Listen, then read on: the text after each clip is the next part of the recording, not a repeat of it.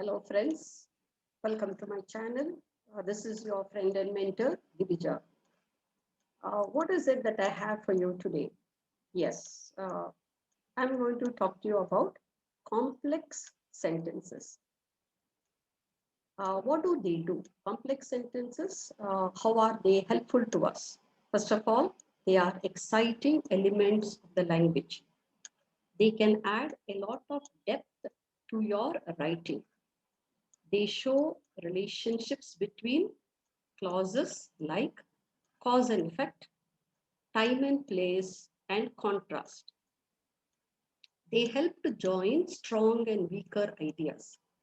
They help us to understand ideas such as logic, and they gather smaller sentences and create tidy ones. Let's see what is a dependent clause. A dependent clause has a subject and verb like an independent clause, but it cannot stand alone.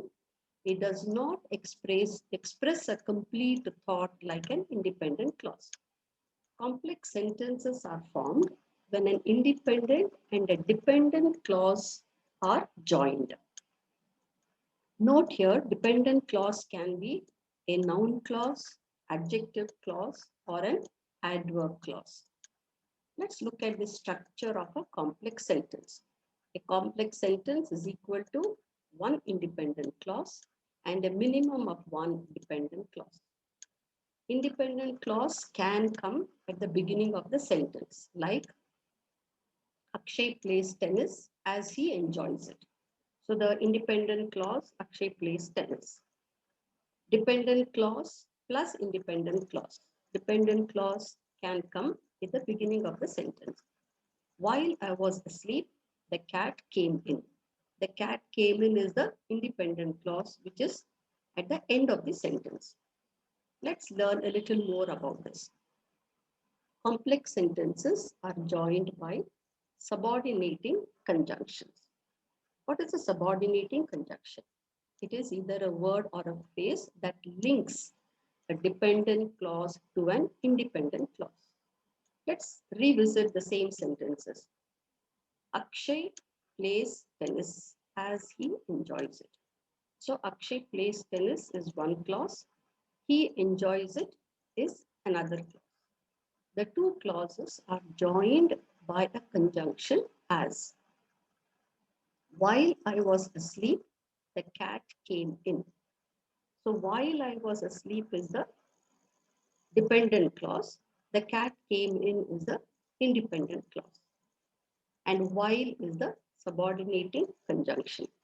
If you look at both these sentences, the dependent clause, he as he enjoys it, or while I was asleep, are incomplete. They cannot stand alone. That there is no complete thought over here. Hence, they are called dependent clauses.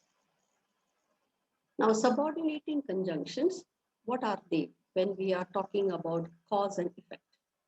Some of the words that are used as subordinating conjunctions are because, for, as, since, therefore, or hence. Let's look at this example. The first is a dependent clause. Because she missed the bus. The independent clause. Rita was late. We are using because as a subordinating conjunction for cause and effect. So the complex sentence here is Rita was late because she missed the bus. So there is a cause and there is an effect over here. So because is one example for a subordinating conjunction.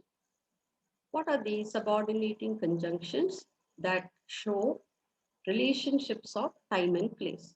Some of the words for this are once, while, when, before, after, where. Look at this example. The dependent clause here is before a packed audience. Independent clauses, the girl played. The subordinating conjunction used here is before. The final complex sentences, the girl played before a packed audience. So here it is talking about relationship of time and place. Now, how to fix complex sentences? Now, here you need to look for a subordinating conjunction. In a sentence, when you're looking at a sentence, look for a subordinating conjunction. If it is placed at the beginning of the sentence, add a comma at the end of the dependent clause. If it is placed in the middle or at the end of the sentence, no need to use a comma. Now, these are certain pointers which you need to keep in mind. Thank you for watching.